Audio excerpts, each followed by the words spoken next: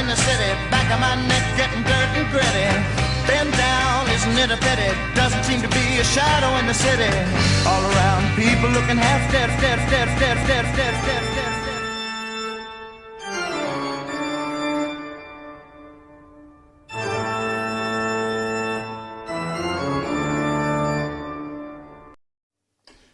Hello, I'm Luke Slater. And I'm James Holloway. And welcome to the Bad Movie Marathon.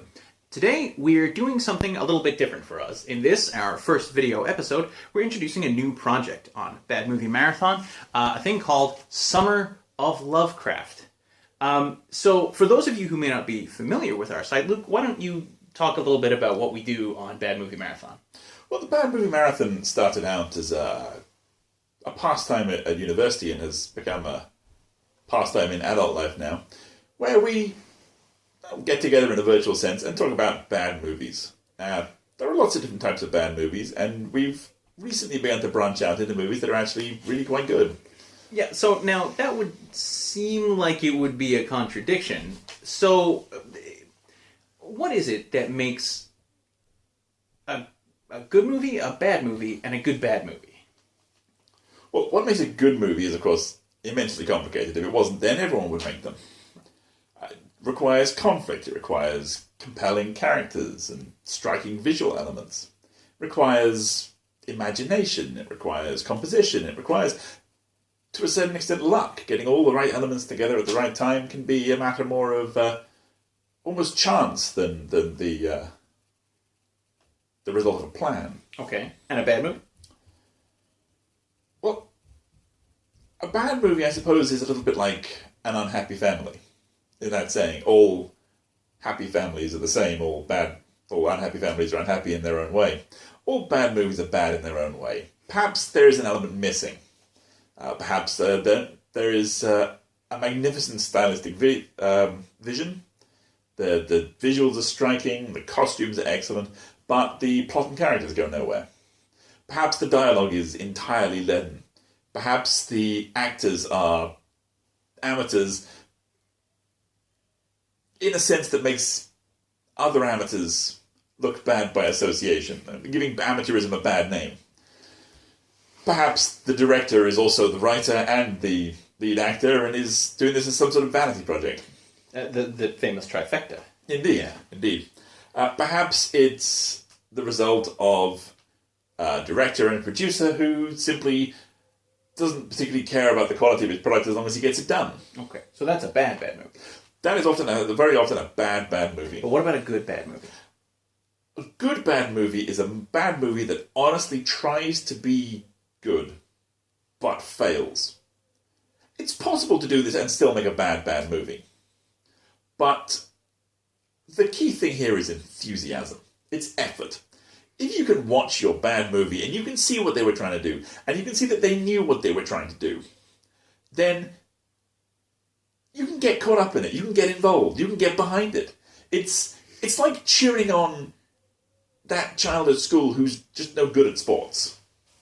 You know, you're not saying, go on, you can win the race. You're saying, go on, it's fantastic watching you try. So sincerity. Sincerity, yeah, that's a very good word for it. Okay. There is very little more off-putting in watching a bad movie than the manifest evidence that everyone involved in creating it just didn't give a shit. So it's like the child at school that skulks about in the back, obviously not trying because he's too cool. Yeah. Right. Yes, exactly that. So, this set of bad movies that we're going to be talking about over the next month and a bit, leading up to the 20th of August, which is the birthday of H.P. Lovecraft, we're going to be talking about films based on, however loosely, the works of Lovecraft. So the great, really the father of modern horror, the great American writer of the weird. And there have been a relatively small number of films based on Lovecraft's fiction, of which a relatively high percentage are not great. Well, coming to you as our resident scholar of Lovecraftiana, what is it you think that makes it so hard to make a good Lovecraft movie? Oh, well, I think almost every element that you listed earlier in what makes a good movie is something that is not very present in Lovecraft's work. So you talked about compelling characters. Lovecraft, not really a writer who was interested in character or character development. Conflict, not often foregrounded in Lovecraft's work. He was a very atmospheric writer, a very an ideas man, very interested in the concepts, less so in things like dialogue or plot, or he was not a very cinematic writer. So attempts to make Lovecraft films seem like there's some additional obstacles in the way. One further element which can often salvage a bad movie is humor. Is that something highly right? Yeah. In Lovecraft's work. Now, and the thing is that Lovecraft himself is a very funny guy. If you read Lovecraft letters, he's got a sense of humor about himself. He doesn't take himself very seriously, but it would be an understatement to say that does not come through in most of his fiction. He actually did write a few humorous pieces, and I think it's no coincidence that those ones have been among the most successful adaptations of his work, as we will see during this month. But in general, no. He tended to go hard behind the whatever concept he was working on, and yeah, often it's quite straight-faced. Sincere, would you say? Well, yeah, okay, that is true. But the question is the filmmaker sincere? I mean, are we dealing with films made by people who love Lovecraft and want to bring that vision to the screen, or people who are trying to cash in on Lovecraft's recent popularity, or, as I think is actually going to be not uncommon, people who are enthusiastic but maybe have not fully grasped what Lovecraft was trying to say. But, I mean, we're going to find out. We have a lot of films coming up this month, some of which we've seen before, and others of which are unfamiliar to us. So we got... so just looking at the list here. Of the list, yeah. Yeah, I see. We've got down Bride of Reanimator and Beyond Reanimator, and maybe even Reanimator. I feel a little awkward about that one because I'm not sure it might just be a good movie. But well, as I say, we have had some good movies show up on the site simply because it's where I talk about movies more in depth. And I just think that we're gonna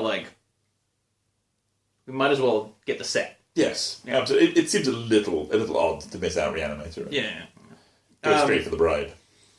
City of the Living Dead, which we know nothing about other than that it comes up when you search for Lovecraft on streaming sites. Which is actually the case with a couple of these, I think. The Haunted Palace, we've got some reference to. Right, yeah. Even though it's got an Edgar Allan Poe title, is a Lovecraft film. That one's reliant on the disc turning up in my Love Film Shuffle, I'm afraid. The Dreams in the Witch House, which is actually television rather than a film. Die Monster Die. A promising title. Yeah, actually, I'm quite excited about Die Monster Die. It is an adaptation of the least appropriate Lovecraft story. And The Resurrected, which I have not seen since I was a kid. We'll see if it stands up to your memory. Yeah, I hope so. I'm a little worried about that. It's not going to be as good as I remember it.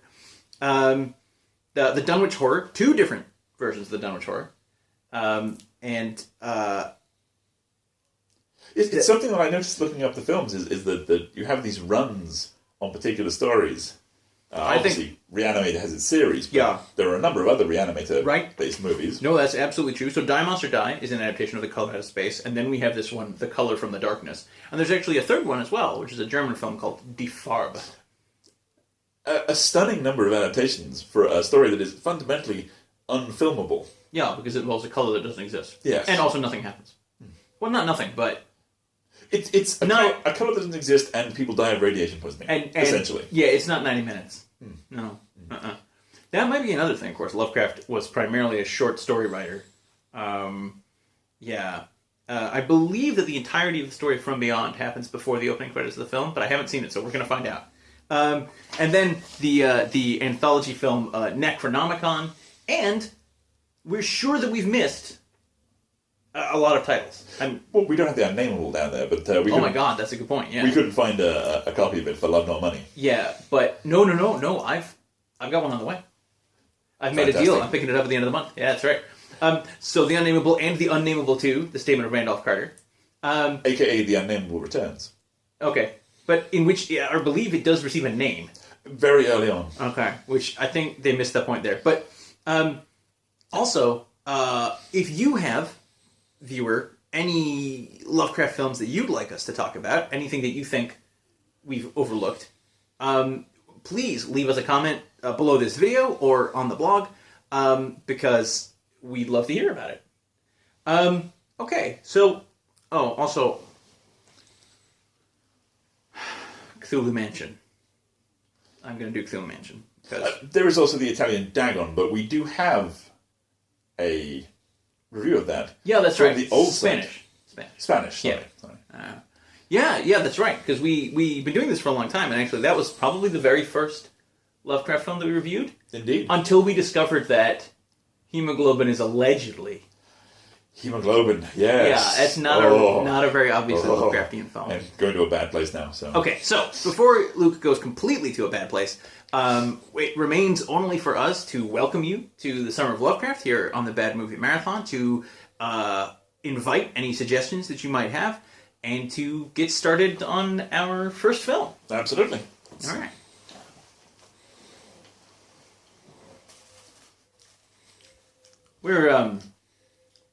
We're facing the wrong way.